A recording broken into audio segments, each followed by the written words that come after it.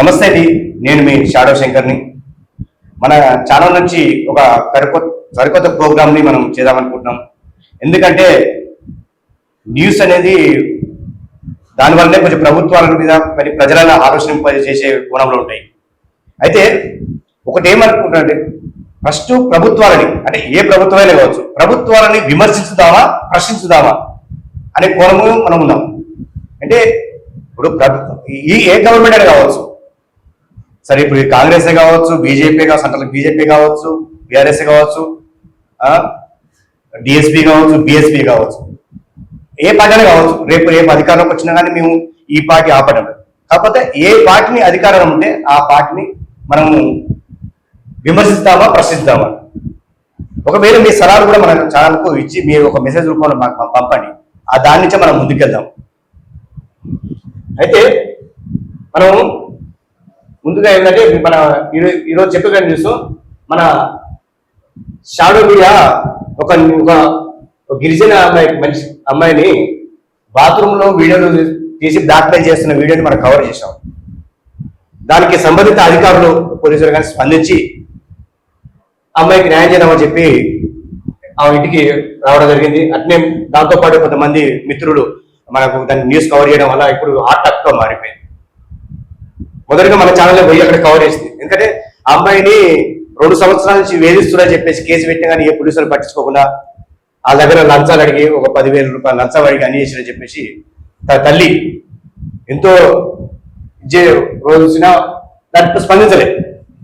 కానీ కొంతమంది ఎక్కడున్న సంబంధిత కొంత నాయకులు కూడా మహిళా సంఘాలు కావచ్చు, వాళ్ళు వచ్చి మన ఛానల్ని సంప్రదించారు. దాని పోయి మనం కవర్ చేయడం వల్ల అక్కడ దానికి అధికారులు స్పందించడం వల్ల కొంచెం ఏదో న్యాయం జరగాలని కోరుకుంటున్నాం. ఎందుకంటే ఇటువంటివి చాలా జరుగుతున్నాయి.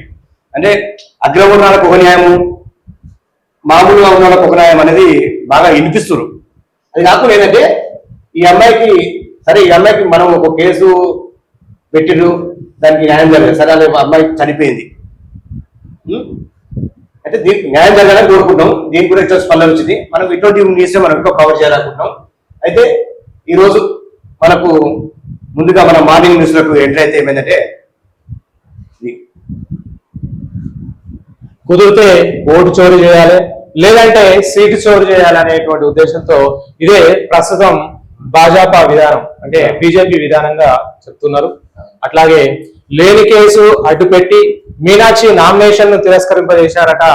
గాంధీ భావజాలాన్ని అంతమొందించాలని చూస్తున్నారు అనేటువంటి కథను మనం ఈ రోజు చూస్తున్నాం. ఇప్పుడు రేవంత్ రెడ్డి ఏమంటున్నారంటే, అంటే బీజేపీ వాళ్ళు అవకాశం ఉంటేనేమో ఓటు చోరీ, లేదంటే అంటే అదే రాజకీయాలు అనేది కామన్ జరుగుతున్నాడు అందరికీ. సరే ఈయన దగ్గరకు వచ్చింది కాబట్టి ఇప్పుడు మన ఈ ముచ్చట చెప్తుండ్రు. సరే ఏదేమైనా బీజేపీ వాళ్ళు చేసేది చూస్తూనే ఉంటాం. వాళ్ళు ఇప్పుడు రాజకీయం అంటే అది కన్ఫ్యూజ్ చేయడం, కన్విన్స్ చేయడం, మొత్తం మీద జనాలకు అధికారం రావాలి, పని ఏం చేస్తామని తినరు. కాకపోతే మనం ఒకటి ఏం చెప్పాలంటే, మీనాక్షి గారు సింపుల్ సిటీ మనిషి అండి. అదే మనం సామాన్య ఒక వ్యక్తి అంటే వామ ఎప్పుడైనా దాని దీనికి పోదు, ప్రత్యక్షంగా మనం చూస్తూనే ఉంటాము. అదే అన్యాయం ఏంటంటే ఆమెకు రాజ్యసభ అంటే ఒక గాంధీ భావజాలతో తిరిగే వ్యక్తి, అంటే ఆమె చెప్పుకుంటది సింపుల్ సిటీ కూడా కాబట్టి ఇప్పుడే. కానీ ఆమె కూడా ఒక రాజ్యసభ నామినేట్ చేస్తే దాన్ని తిరస్కరించే ప్రయత్నం చేశారు. హైకోర్టు కూడా మేము పట్టించుకోమని చెప్పారు. దాని నుంచి మళ్ళా పైకి పోయారు. మరి దీని వెనుకంగా చాలా మంది ఏంటంటే కాంగ్రెస్ నే బీజేపీ కోవడుతున్నా అంటున్నారు. మరి ఈ రాజ్యసభ సభకు నామినేషన్ చేయకుండా మరి వీరి దాంట్లో ఎవరు ఉండొచ్చు?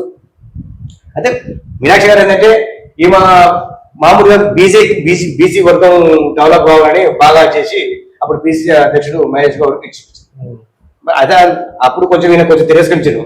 ఎందుకంటే ఎవరైనా నా రెడ్డి సామాజిక వర్గాలను ఉంటారు, అది వార్త మనకు అంతకే దానికి సంబంధం, అది ఒక పర్సనల్ గా వాళ్ళది మనకు గొడవ కాంగ్రెస్ వాళ్ళది చేస్తుడు. అట్లాగే మీనాక్షి నటరాజన్ కు సుప్రీంలో చుక్కెదురైంది. మా జోక్యానికి రాజ్యాంగ నిబంధనలు అనుమతించమని పిటిషన్ కొట్టివేస్తూ సుప్రీంకోర్టు వ్యాఖ్య. ఆర్ఓ నిర్ణయాన్ని సవాల్ చేయడానికి ఎన్నికల పిటిషన్ ని సరైన మార్గమని వెల్లడి చేసిరు నటరాజన్ మీనాక్షి గారికి. ఇది పరిస్థితి. ఎంత దారుణం అండి. ఒక సామాన్యురాలు ఒక దానికి ఒక పదవి కోసం నామినేషన్ చేస్తే ఇన్ని కుట్రల ఆమెకు తెలంగాణలో క్రిమినల్ కేసు ఉందని ఒక కట్టుబడాలి. క్రిమినల్ కేసు చేస్తే ఆమె ఎందుకు అరెస్ట్ చేయలేదు? సరే ఇక్కడ వీళ్ళ ప్రభుత్వం ఉంది చేయలేదు అనుకున్నాం, మరి మీరు చేయొచ్చు కదా అంటే ఆమెకు ఇప్పుడే మీకు గుర్తుకొచ్చింది ఆమె క్రిమినల్ ఏదో కేసులో ఉందని. ఈ పిచ్చి పిచ్చి డ్రామాలు అంతేగా మీ ఉంటాయి. ఈ రాజకీయంలో అంతు చిక్కని ఏంటంటే మనకి ఇదే మనం ఏదో ఒకటి ముందుకు తీసుకోవాలి. వీళ్ళంటే మనం విమర్శించేది ప్రజలు ఎక్కువ దాన్ని ఆస్వాదిస్తారకే ఇటువంటి జరుగుతుంది, దాన్ని మభ్య పెట్టుకుంటూ పోతున్నారు. అందుకనే ప్రశ్నించితే బాగుంటది. అట్లాగే రైతు వేదికలోనే తరగతి గదుల నిర్వహణ చేస్తున్నట. సూర్యాపేట జిల్లా నూతల్కల్ మండలం దర్శనపల్లి మండలం పరిషత్ ప్రాథమిక పాఠశాల భవనం పరిస్థితి ఇట్లా మారిపోయింది. రైతు వేదికల ఏళ్ల కిందట నిర్మించిన భవనం గోడలు నెర్రలిచ్చాయి. తరగతి గదులు పైకప్పులన్నీ కూడా పెచ్చులూరిపోతూ ప్రమాదకరంగా మారిపోయినాయి. తరగతి గదుల విషయం గత 3 ఏళ్లుగా పాఠశాలను గ్రామంలోని రైతు వేదికలోనే నిర్వహిస్తున్నాడు. గత 3 ఏళ్ల నుంచి నిర్వహిస్తున్నాడు. అదేంటి పరిస్థితి అర్థం కావట్లేదు. ఇక 2024 మార్చిలో 22 లక్షల రూపాయలు అంచనా వ్యయంతో అదనపు గదుల నిర్మాణానికి శంకుస్థాపన చేసినా గానీ నేటికి పనులు మొదలు కాలేదట. ఇప్పటిదాకా అట్లే ఉంది పరిస్థితి. 3 ఏళ్ల కిందట పాఠశాలలో విద్యార్థుల సంఖ్య 48 కాగా గత ఏడాది 18 మంది కుదించుకోపోయిన పరిస్థితి ఇక్కడ కనిపిస్తుంది. ఇదండి మనం ముందుగా చెప్పుకున్నాం కదా, మనము ప్రభుత్వాలను విమర్శిస్తే ఇటువంటి గదే పడుతుంది మనకు. మరి ఎట్లా బడ్జెట్ లో కేటాయించిన డబ్బులు ఎక్కడ పోతున్నారు? అదే కదా. సరే శాఖ రేవంత్ రెడ్డి దగ్గర ఉన్నది, విద్యాశాఖ మంచి శాఖ. మరి దీన్ని బట్టి చూస్తారు. మరి రేవంత్ రెడ్డి తిన్నాడట దీనికి వచ్చిన నిధులై. మరి అదే గ్రామంలో ఉన్న మరి ప్రతిపక్షం అయితే పదవి ఉద్యోగం ఉంటుంది. మరి ఎందుకు విమర్శించే బాధ అడగొచ్చు కదా. ఇది విద్యా వైద్యము ప్రతి 3 సంవత్సరాల నుంచి అదే పరిస్థితి. ప్రతి పేదవాడికి ఎవరు చెప్పిన ఏం చేస్తారు? విద్యా వైద్యం ఫ్రీగా రావాలని అంటారు, ఉండాలి, అందాలి అంటారు. మరి అందించండి 48 నుంచి 18 వరకు ఇబ్బంది. అంటే డెవలప్ అవుతున్నట్టుగా మనం వీటి మీద మనం ఇటువంటి దృష్టి పెడితే డెవలప్మెంట్ అనేది అవపడతాయి. అసలు గ్రామాలలో ప్రజలందరూ గమనించండి, ఒకటి ఎప్పుడైనా ప్రభుత్వాన్ని విమర్శించడం కాదు, ప్రశ్నించడం రావాలి. ప్రశ్నించినప్పుడే మనకు న్యాయం జరుగుతుంది. మరి 22 లక్షల వ్యయంతో మరి సీఎం గా మరి రేవంత్ రెడ్డి చేస్తారు దగ్గర ఉన్నా సార్. మరి ఇంటి గురించి ఒకటి అడిగారు. ఇది దారుణ పరిస్థితి. మరి చెప్పుకుంటున్న మన ప్రభుత్వాన్ని కావచ్చు, ఎందుకంటే మన ప్రభుత్వం ఏది కావాల్సింది మనం ఏర్పరచుకున్న ప్రభుత్వం కదా. సరే లంఘన దొంగన అధికారం ఇచ్చినాం, మనం మాట్లాడుకోవాలి. మరి అది జరగలేదు, అది జరగదు. ఇది పరిస్థితి. ఇటువంటి వాటి మీద మనం స్పందిస్తే సరే ఇది కూడా మనకు తక్షణమే స్పందించి మరి సీఎం గారు దృష్టిలో ఉండగలరు. సీఎం గారు బడ్జెట్ పెట్టినా కానీ సంబంధిత అధికారుల దగ్గర ఉంటాయి పని.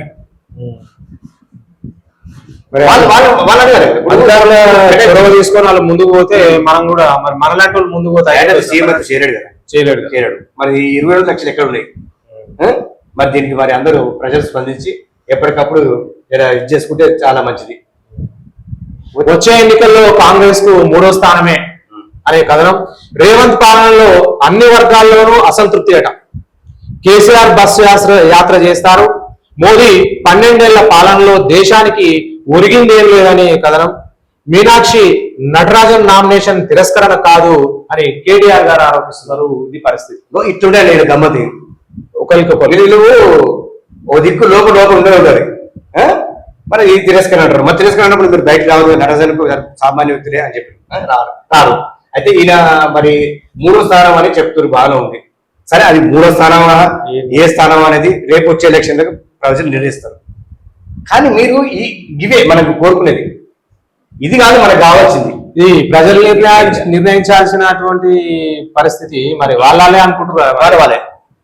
వాళ్ళు అనుకునే బదులు మీరేం చేస్తున్నారు అనేది కావాలి కదా. ఎన్ని రోజులు విమర్శించుకుంటూ పోతారు. చాలా ఛానళ్ళలో 12 సంవత్సరాల్లో మోదీ ఎంతో డెవలప్ చేయించారని చూపిస్తారు. మీరు నిజంగా దాని మీద తప్పు అనిపిస్తే వాళ్ళు దాని మీద స్పందించి ఒక కేసు ఏమని చేస్తారా? వేయలేరు. ఎందుకు వేయరు? మరి రోజులు గడవాలి ఇప్పుడు చాలా చాలా ఇప్పుడు కథనాలు వస్తున్నాయి, పెద్ద ఎపిసోడ్ వస్తాయి. 12 సంవత్సరాలలో మోదీ గారు డెవలప్ చేసి అది తప్పు చేయలేదు అని మీ పేపర్లో స్టేట్మెంట్ చేయకుండా మీరు ప్రశ్నించుని. అది చేయలేదు, ఇది వచ్చినావు ఎందుకంటే ఎట్లా చేసి నెక్స్ట్ అధికారంలో రావాలి, అది చేయాలి. ఒక కోణం లేదు. సరే కేసీఆర్ బస్ యాత్ర చేస్తూ చేయొచ్చు, ఆయన తెలంగాణ ఉద్యమకారుడు, అనుభవాలు అంతా తెలిసింది మీ వ్యక్తి, ప్రజల సమస్యల గురించి తెలిసిన. సరేనా, మరి జనాలు మార్పు కోరుకునేది కానీ ఈయనకంటే అధికారం తీసేసారు. సరే ఈ అధికారం మళ్ళీ నెక్స్ట్ వ్యక్తి వస్తారో మరి ఆయన కొత్త ప్లాన్ చేస్తుండొచ్చు. నిన్న మనకు రాజ్నాథ్ సింగ్ తో కలిసి జాతీయ గీతం ఆలపిస్తున్న డాక్టర్ లక్ష్మణ్, రామచంద్రరావు, కిషన్ రెడ్డి, ఈటల రాజేందర్, చంద్రశేఖర్ తివారీ తదితరులందరూ కూడా ఉన్నారు రాజ్నాథ్ సింగ్ తోడు కలిసి సమావేశం. నిన్న ఈ 12 సంవత్సరాల ఉత్సవాలు జరుపుకోవడానికి వీళ్ళు వచ్చినట్టే ఇక వాళ్ళకు టార్గెట్ ఉంది కదా, నెక్స్ట్ ఎలక్షన్ లో ఎట్లా తెలంగాణకు మనకు గవర్నమెంట్ కావాలని ఒక టార్గెట్ ఉంది. సింగిల్ పోటీ చేస్తారు కదా, అంటే ఇప్పటి నుంచి చదవగలగా ప్రయత్నం చేస్తున్నారు. అద్భుత శక్తిగా భారత్, మోదీ హయాంలో అద్భుత శక్తిగా మారిందట భారత్.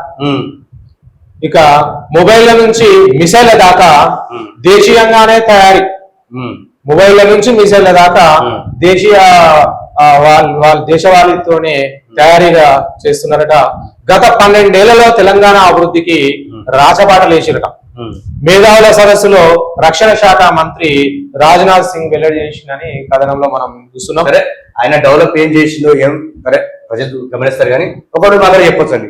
ఇప్పుడు ప్రస్తుతానికి అయితే గ్రామాలలో సెంట్రల్ ఫండ్ నుంచి నడుస్తుంది. అది వాస్తవా లేదా మీ గ్రామ పంచాయతీలో సంబంధిత అధికారులను మీరు అడగాలి.